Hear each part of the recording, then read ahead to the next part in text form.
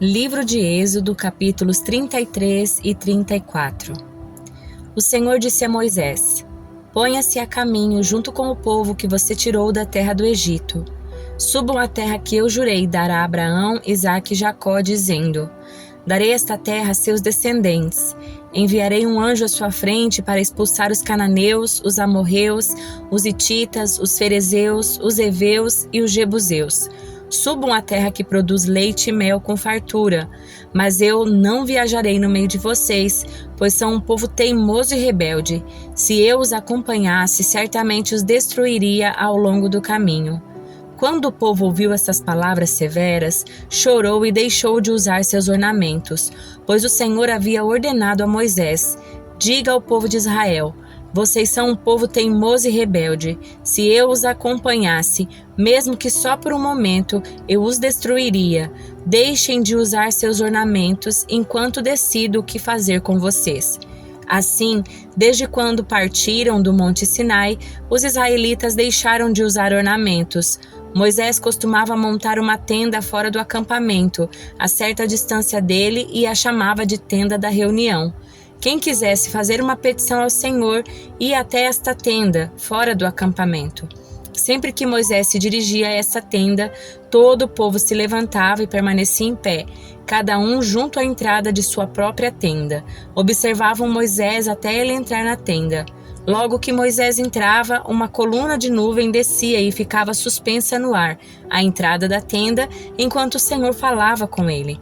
Quando o povo via a nuvem à entrada da tenda, cada um permanecia em frente à própria tenda e se curvava.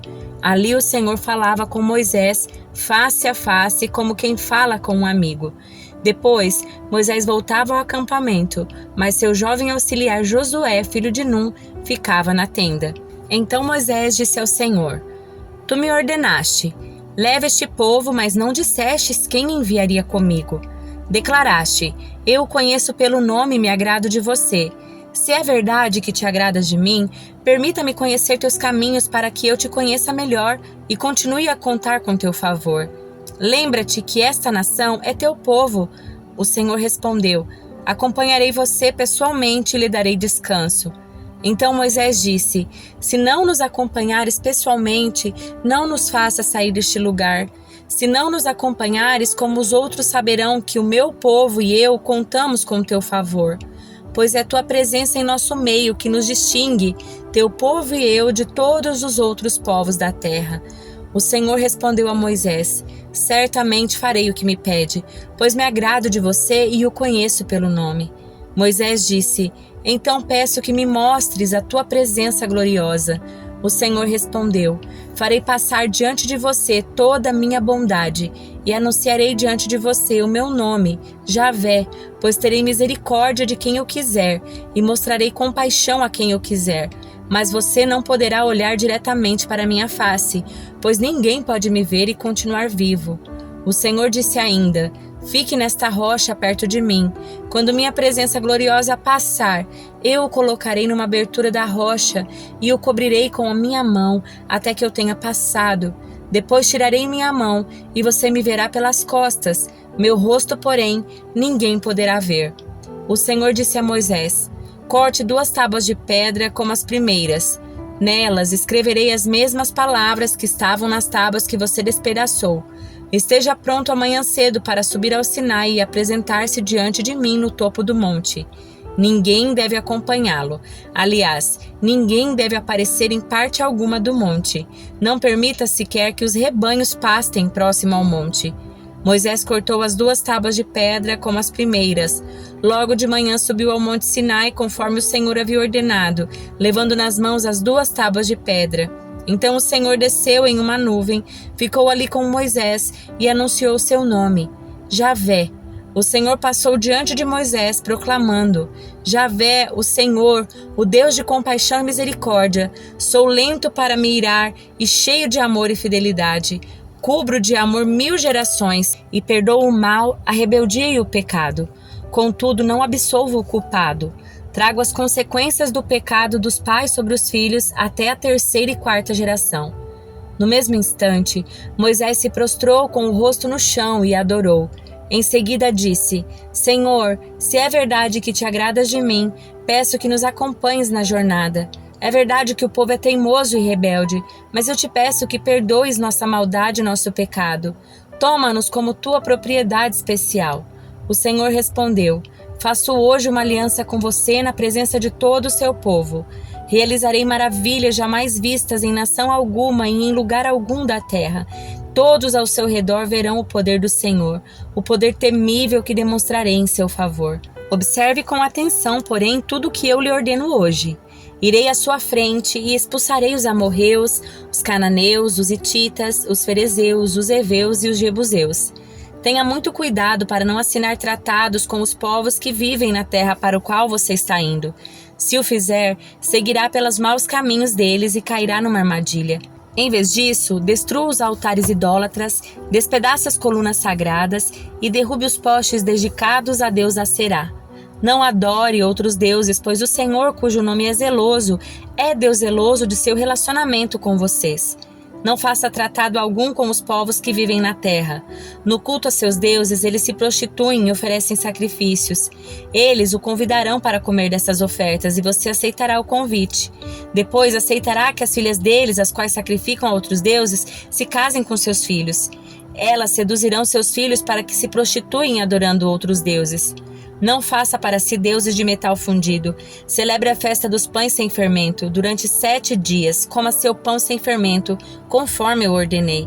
Celebre esta festa anualmente no tempo determinado, no mês de Abibe, pois é o aniversário de sua partida do Egito. As primeiras crias de todos os animais me pertencem, incluindo os machos das primeiras crias dos seus rebanhos de bois e ovelhas. Para resgatar a primeira cria de uma jumenta, entregue ao Senhor como substituto um cordeiro ou um cabrito. Caso você não resgate o animal, terá de quebrar o pescoço dele. Quanto aos primeiros filhos homens, será obrigatório resgatá-los. Ninguém deve se apresentar diante de mim de mãos vazias.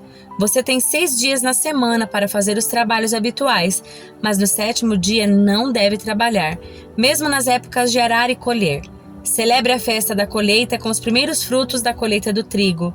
Celebre também a festa da última colheita no final da safra. 3 vezes por ano, todos os homens de Israel comparecerão diante do soberano, o Senhor, o Deus de Israel. Expulsarei as outras nações de diante de você e aumentarei seu território para que ninguém cobisse sua terra enquanto você comparece diante do Senhor, seu Deus, 3 vezes por ano.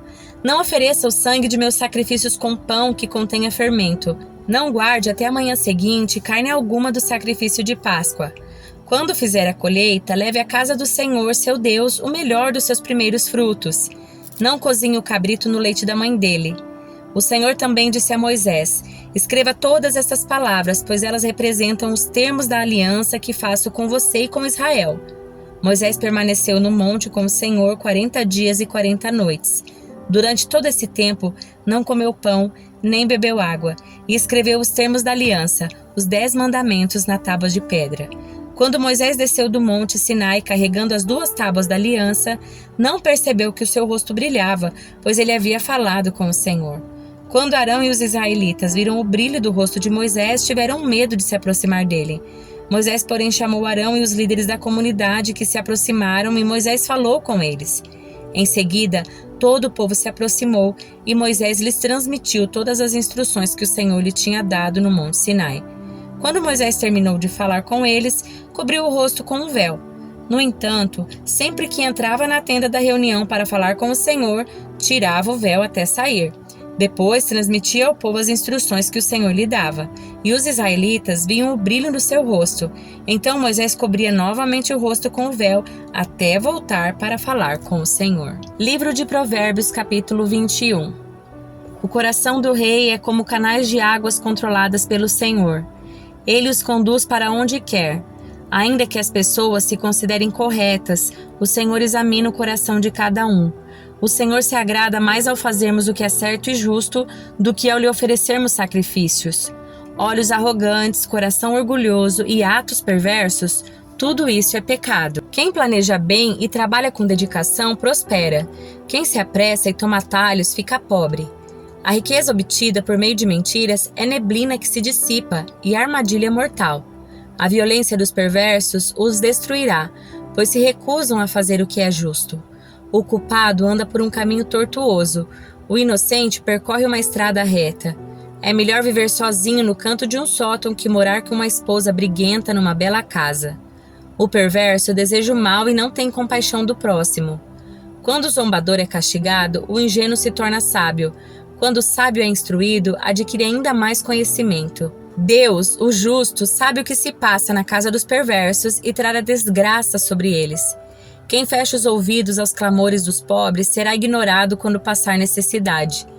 O presente entregue em segredo acalma a ira, o suborno oferecido às escondidas abranda a fúria. A justiça é alegria para o justo, mas causa pavor nos que praticam o mal. Quem se desvia do caminho da prudência acabará na companhia dos mortos. Quem ama os prazeres ficará pobre, quem ama o vinho e o luxo nunca enriquecerá. Os perversos são castigados em lugar dos justos, e os desleais em lugar dos honestos. É melhor viver sozinho no deserto que morar com uma esposa briguenta que só sabe reclamar. O sábio possui riquezas e luxo, mas o tolo gasta tudo o que tem. Quem busca a justiça e o amor encontra a vida, justiça e honra. O sábio conquista a cidade dos fortes e derruba a fortaleza em que eles confiam. Cuide da língua e fique de boca fechada, e você não se meterá em apuros. O zombador é orgulhoso e convencido e age com extrema arrogância. O preguiçoso deseja muitas coisas, mas acaba em ruína, pois suas mãos se recusam a trabalhar. Algumas pessoas cobiçam o tempo todo, mas o justo gosta de repartir o que tem. O sacrifício do perverso é detestável, especialmente quando oferecido com más intenções. A testemunha falsa será morta, a testemunha confiável terá permissão de falar. A teimosia dos perversos transparece em seu rosto, mas o justo pensa antes de agir. Não há sabedoria, entendimento nem conselho humano capaz de resistir ao Senhor. O cavalo é preparado para o dia da batalha, mas quem dá a vitória é o Senhor. Evangelho de Marcos, capítulo 14. Faltavam 2 dias para a Páscoa e para a festa dos pães sem fermento. Os principais sacerdotes e mestres da lei ainda procuravam uma oportunidade de prender Jesus em segredo e matá-lo, mas não durante a festa da Páscoa, para não haver tumulto entre o povo. Concordaram entre eles. Enquanto isso, Jesus estava em Betânia, na casa de Simão, o leproso. Quando ele estava à mesa, uma mulher entrou com um frasco de alabastro contendo perfume caro, feito de essência de nardo. Ela quebrou o frasco e derramou o perfume sobre a cabeça dele. Alguns dos que estavam à mesa ficaram indignados. Por que desperdiçaram um perfume tão caro? Perguntaram. Poderia ter sido vendido por 300 moedas de prata e o dinheiro dado aos pobres. E repreenderam a mulher severamente. Jesus, porém, disse: Deixem-na em paz. Por que a criticam por ter feito algo tão bom para mim? Vocês sempre terão os pobres em seu meio e poderão ajudá-los, sempre que desejarem, mas nem sempre terão a mim. Ela fez o que podia e ungiu meu corpo de antemão para o sepultamento. Eu lhes digo a verdade. Onde quer que as boas novas sejam anunciadas pelo mundo, o que esta mulher fez será contado e dela se lembrarão. Então Judas Iscariotes, um dos 12, foi aos principais sacerdotes para combinar de lhes entregar Jesus. Quando souberam por que ele tinha vindo, ficaram muito satisfeitos e lhe prometeram dinheiro. Então ele começou a procurar uma oportunidade para trair Jesus. No primeiro dia da festa dos pães sem fermento, quando o cordeiro pascal era sacrificado, os discípulos de Jesus lhe perguntaram: Onde quer que lhe preparemos a refeição da Páscoa? Então Jesus enviou 2 deles a Jerusalém com as seguintes instruções: Ao entrarem na cidade, um homem carregando uma vasilha de água virá ao seu encontro. Sigam-no. Digam ao dono da casa em que ele entrar: O mestre pergunta: Onde fica o aposento no qual comerei a refeição da Páscoa com meus discípulos? Ele os levará a uma sala grande no andar superior, que já estará arrumada. Preparem ali a refeição. Então os 2 discípulos foram à cidade e encontraram tudo como Jesus tinha dito, e ali prepararam a refeição da Páscoa. Ao anoitecer, Jesus chegou com os 12. Quando estavam à mesa comendo, Jesus disse: Eu lhes digo a verdade. Um de vocês que está aqui comendo comigo vai me trair. Aflitos, eles protestaram: Certamente não serei eu.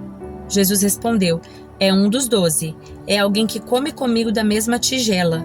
Pois o Filho do Homem deve morrer, como as Escrituras declararam há muito tempo. Mas que terrível será para aquele que o trair. Para esse homem seria melhor não ter nascido. Enquanto comiam, Jesus tomou o pão e o abençoou. Em seguida, partiu em pedaços e deu aos discípulos, dizendo: Tomem, porque este é o meu corpo. Então tomou o cálice de vinho e agradeceu a Deus. Depois entregou-os aos discípulos e todos beberam.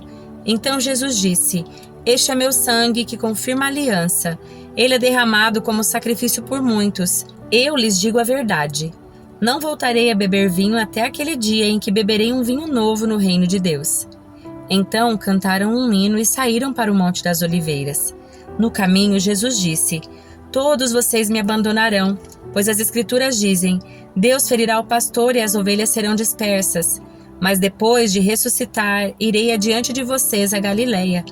Pedro declarou: Mesmo que todos os outros o abandonem, eu jamais farei isso. Jesus respondeu: Eu lhe digo a verdade, esta mesma noite, antes que o galo cante 2 vezes, você me negará 3 vezes. Pedro, no entanto, insistiu enfaticamente: Mesmo que eu tenha de morrer ao seu lado, jamais o negarei. Todos os outros discípulos disseram o mesmo. Então foram a um lugar chamado Getsêmani, e Jesus disse a seus discípulos: Sentem-se aqui enquanto vou orar. Levou consigo Pedro, Tiago e João e começou a sentir grande pavor e angústia. Minha alma está profundamente triste a ponto de morrer, disse ele. Fiquem aqui e vigiem. Ele avançou um pouco e curvou-se até o chão, então orou para que, se possível, a hora que o esperava fosse afastada dele. E clamou: Abba, Pai, tudo é possível para ti. Peço que afastes de mim esse cálice, contudo que seja feita a tua vontade, não a minha. Depois voltou aos discípulos e os encontrou dormindo. Simão, você está dormindo? Disse ele a Pedro. Não pôde vigiar comigo nem por 1 hora? Vigiem e orem para que não cedam à tentação, pois o espírito está disposto, mas a carne é fraca. Então os deixou novamente e fez a mesma oração de antes. Quando voltou pela 2ª vez, mais uma vez os encontrou dormindo, pois não conseguiam manter os olhos abertos. Eles não sabiam o que dizer. Ao voltar pela 3ª vez, disse: Vocês ainda dormem e descansam? Basta, chegou a hora. O Filho do Homem está para ser entregue nas mãos de pecadores. Levantem-se e vamos, meu traidor chegou. No mesmo instante, enquanto Jesus ainda falava, Judas, um dos 12, chegou com uma multidão armada de espadas e pedaços de pau. Tinham sido enviados pelos principais sacerdotes, mestres da lei e líderes do povo. O traidor havia combinado com eles um sinal: Vocês saberão a quem devem prender quando eu o cumprimentar com um beijo. Então poderão levá-lo em segurança. Assim que chegaram, Judas se aproximou de Jesus. Rabi! Exclamou ele, e o beijou. Os outros agarraram Jesus e o prenderam, mas um dos que estava com Jesus puxou a espada e feriu o servo do sumo sacerdote, cortando-lhe a orelha. Jesus perguntou: Por acaso sou um revolucionário perigoso para que venham me prender com espadas e pedaços de pau? Por que não me prenderam no templo?